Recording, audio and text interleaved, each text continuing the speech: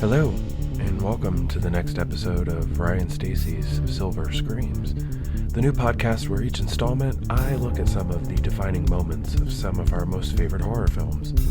I'm your host, indie filmmaker Ryan Stacy. In our previous two episodes, we have explored mainstream movies legitimizing the genre via some horror classics released in the 1970s, Carrie and Halloween. This episode, we are looking through the lens of legits as we look at the meta-infused, iconic 1996 slasher film, Scream. This is my favorite horror movie, as well as top 5 film ever made, hands down. Scream and its sequels were the touchstone moments of my entree into the world of horror movies. I was 11 when I watched this flick at a cousin's home while visiting eastern Kentucky.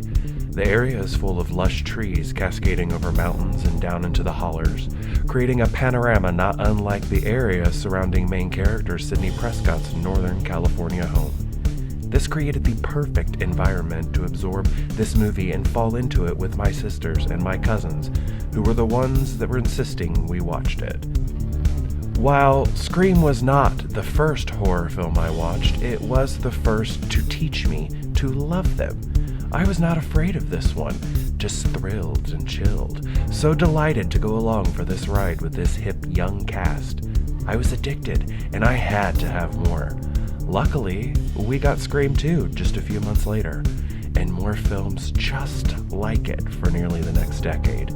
These dynamite films dropped in the internet's formative years, housing leaked scripts and chat rooms to help fans piece together any detail that could be possibly gleaned for the next Scream film. Horror had not seen anything like this. Pop culture had not seen anything like this. And what would follow its release would ensure that the legacy and legitimacy of Scream would be instantly ingrained in pop culture history forever. Do you have a boyfriend? No.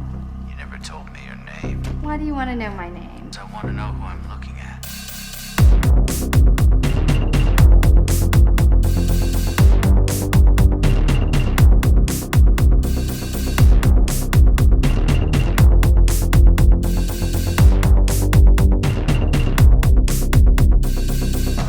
I think she wants a motive. I don't really believe in motive, Sid. I mean, did Norman Bates have a motive? Don't think so. Last time, I touched on how Stephen King was in a major bind when Doubleday published his debut novel, Carrie. And burgeoning screenwriter Kevin Williamson could probably relate. He had transplanted to California from his native Greensboro, North Carolina. He had bills to pay, student loan debts had piled up, his nerves were shot. He'd written scripts, but he desperately needed to write something that just would sell to a studio. He thought he might have just the thing. Williamson had also been recently asked to house set for a friend in the deserts of Palm Springs, so he took the time to isolate himself and write the perfect horror story. He would adapt a stage play he'd produced in college, centered on a teenage girl at the mercy of an unseen killer, terrorizing her via the telephone in a game of slasher killer cat and mouse. In 3 days' time, Kevin Williamson had completed his first draft, as well as the treatment for 2 sequels. And its title? Scary Movie. His agent sent the script out on a Friday, where a bidding war commenced over the weekend. All the major players in Hollywood wanted this script. Horror wasn't in a great place, and original, inventive content was scarce. Most titles in the genre were straight to video. Wes Craven, the master of the horror film, had dropped 2 duds in theaters by 1996. 1994's Wes Craven's New Nightmare, and 1995's A Vampire in Brooklyn. It was a barren, dying genre, or so it felt like. So this bidding war was incredible. This story was lighting fires, and soon there was a winner. The Weinstein brothers at Miramax Pictures, a Disney subsidiary that intended to release Scary Movie via its own subsidiary, Dimension Films. But what made this film so compelling? What was selling the shit out of this script? Perhaps this sourceless quote from Williamson's IMDb will offer up some insight. I like emotional horror. I don't like horror movies. I hate them. But if you can make emotional horror movies, well, I'm in. If I can care and root for the main character, then I'm in. I don't like stupid stories about people I don't know. There's a slew of low-budget horror films out there where you just don't give a crap. But once in a while, something will come along, like Halloween in 1978, and there's this one girl, Jamie Lee Curtis, who's that young, sweet girl in the midst of all of this, and you just root for her and feel for her all the way through the chase scene. You have to figure out how to do that and care for the characters. And care we would. By the time Scary Movie began filming, aforementioned horror god Wes Craven had signed on to direct. The cast would be headlined by stars like Drew Barrymore and Courtney Cox of TV's Friends. The other core cast would embody the trendy, self-aware teens who dominated the mid-90s movies, but better. These characters would make us laugh. They would move and enthrall us while also chilling us to the bone. Scary Movie would shoot in under 60 days, and right at the edge of this intense, productive shoot, the Weinstein brothers decided to change the title. They wanted something that packed a harder punch, something less self-referential, and with a better marketing gimmick. Bob Weinstein's brother liked the Michael and Janet Jackson duet Scream, and it stuck. Scary Movie was now Scream. Producer Kathy Conrad states in the Behind the Scream documentary, featured on many editions of the original trilogy's home media release, that Variety gave Scream a DOA when the film released in December 1996. DOA means dead on arrival. But something interesting happened here. The film began performing better and better. According to Box Office Mojo, the film was made for around $14 million. The film opened with a soft $6 million in the 5th spot. 2 weeks later, it climbed 10.5%, peaking at the 3rd spot. For 8 weeks, Scream danced about the top 10, eventually leaving theaters 4 months after its premiere, only to return to theaters again in April 1997. At the end of its theatrical runs, Scream's worldwide gross would be over $173 million. Miramax immediately fast-tracked Scream 2, releasing it 51 weeks after its predecessor. So Scream had a bidding war, an auteur director, a respectable cast, and was now becoming a franchise due to its mega success. The proof was in the box office pudding. Horror could be profitable. It could gain mass public reception. This Scary Movie was reminding Hollywood that they could spend a little bit of money on a solid script and production. Horror did not have to be the hokey, straight-to-video schlock it had really become. It didn't have to be like the very movies that Scream was satirizing. Hollywood took notice. Right on its coattails came Columbia's I Know What You Did Last Summer in 1997 and Urban Legend in 1998. The former featured a script penned by Kevin Williamson. He took the tepid YA thriller by Lois Duncan and transformed it into another hip slasher flick about 4 friends with a dark secret in coastal North Carolina who are pursued by an unknown assailant with a hook and fisherman's slicker. Williamson set a lot of his stories in his home state, with Scary Movie even set in his hometown of Greensboro, before it became Scream's Woodsboro, California. Scream's success was enough to generate interest in reviving the very franchise that inspired it, Halloween. Kevin Williamson would also be hired to put his touches on that sequel script, releasing in 1998 as Halloween H2O. Notice the primary trend yet? That's right. Every studio had to have a Scream. They saw the dollar signs that it had generated for the Weinstein brothers, even going so far as to hire, or rehire in the case of H2O as it was a Dimension release, the creator of Scream to pen a slasher script. Regardless, audiences were there for every moment.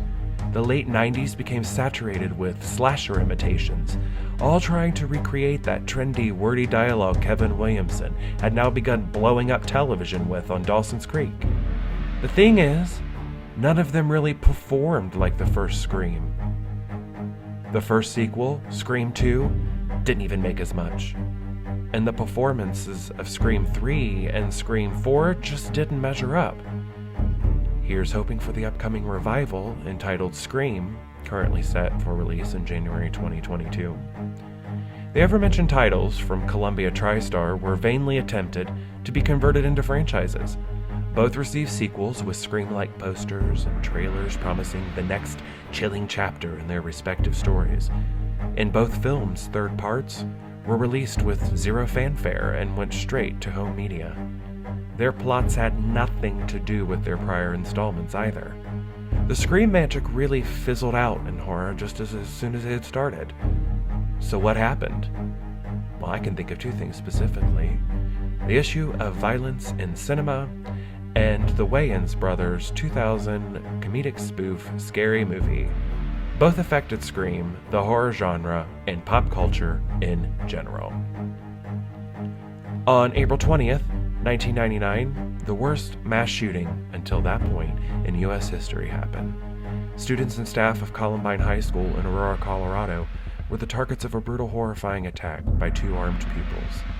Immediately, violent video games, heavy metal music, mainly Marilyn Manson, and movies like Scream and The Matrix found themselves the targets of scrutiny. Truthfully, Scream had been the subject of much derision since its pre-production because of the story dealing with teenagers killing each other. The film had allegedly inspired unrelated but various murders and crimes, with one minor being murdered by killers in Ghostface costumes. Before the studio could argue the scripts and the material's validity or importance to the studios. But now, it couldn't be ignored. The third film would release in 2000, closing out the now famous trilogy with a lighter, more comedic tone. And other horror films turned up their comedy and toned down the violence as well. Going into the new millennium, which at one point in time felt like it would be a new era of creative freedom and expression, was going to be something else altogether. The mass call for the culling of violence in cinema was louder than the masses crying for these great horror films. This unofficial censorship obviously did not last forever, but the horror genre did water itself down for a couple years, until Michael Bay began the remake trend in 2003 with a very brutal but decent remake of the Texas Chainsaw Massacre. Scary Movie was the title given to the horror spoof of Scream. At the time, this movie was actually pretty hilarious, but because it lampoons so many then-current trends, it's so dated and it really hasn't aged well. Unintentionally, the send-up really had a negative effect on the slasher trend. Once you saw Scary Movie, you couldn't help but think of it when you watched Scream. A few years back, my friend Shayna and I were showing her younger brother the films for the first time. All throughout the viewing of Scream, he made comments and callbacks to Scary Movie. He was even able to figure out the big reveal because of how much Scary Movie ripped its plot, in majority, from Scream. Don't you feel that takes the blush from the business of Scream? But the takeaway here is that Scream was doing so many things as a movie. It was inspiring filmmakers to think harder about the content of their work, making screenwriters try to write sharper, wittier stories. Audiences found they enjoyed a little mystery blended into their horror films, which no doubt generated way better suspense. We could blend elements into traditional horror movies, and it gave them the pulp to transcend their stereotypes. Don't compelling stories and layered characters and tragic or dramatic situations often find themselves deemed legitimate movies or films? If so, let's touch on 3 things that make this valid argument for Scream. Number 1. I mentioned earlier Williamson's development of his characters. We see early on in Scream that these teens are complex, with layered interpersonal relationships, and their own bruises and traumas to carry by their 17 or 18-year-old ages in the film. Sydney Prescott is a grieving daughter, having lost her mother to tragedy, giving her many insecurities and emotional vulnerabilities. Her friend Tatum Riley is beautiful and curvaceous, choosing to display her body more visibly than her peer. Her personality is wild, and she's obviously in love with the attention her femininity brings her. And these are just the female characters. I could devote an entire episode to the, we'll say, complicated entanglement that is shared between Billy Loomis and his partner in crime, Stu Macher. Number 2, complete story arcs. All important story arcs are tied up in nice, neat bows. One thing we all notice in a film are plot holes.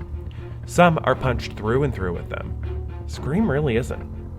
Even the characters mentioned offhand, like Neil Prescott, the film's red herring, get enough closure that we're not wondering about them after. And whatever was not solved was done so on purpose, either because Kevin Williamson didn't feel it was necessary to the story, Hank Loomis, Billy's father, or because he knew what lay ahead for the survivors in the impending sequels like Cotton Weary or Mrs. Loomis, Billy's estranged, only mentioned mother. Number 3. Scream possesses a lot of heart. These characters are feeling and beautifully expressing things. By the time the core cast is getting knocked off and really fighting for their lives, we are cheering for their survival. When we first meet reporter Gail Weathers, we are meant to hate her. She's clearly Sydney's antagonist. So during the climax, when we think Sydney's about to get it, and Gail intervenes with a gun and a classic one-liner, we love her. We are excited she's okay, and she was there to save her rival. Again, these are just a few things that make Scream special. Every person who adores it does so for their own reasons. Hopefully yours means as much to you as mine do me. Thanks for listening, everyone. I know that your time is valuable, and I appreciate you spending a little bit of it with me. This show is co-produced with my partner at Concept Media Films, Sean Burkett, who also composes the music for the series and does my logo. This episode was written and performed by me, Ryan Stacy, and my dear friend, filmmaker and actor Roger Connors, who appeared as Kevin Williamson. Make sure to follow Roger's latest movie, Rebirth, on Instagram via @RebirthMovie. This is a beautiful updated take on George A. Romero's 1968 classic, Night of the Living Dead. You will not be sorry you did. Join me for the next installment of Ryan Stacy's Silver Screams when I tackle the tagline, inspired by true events, and the title that most infamously used it, 1974's The Texas Chainsaw Massacre. So until then...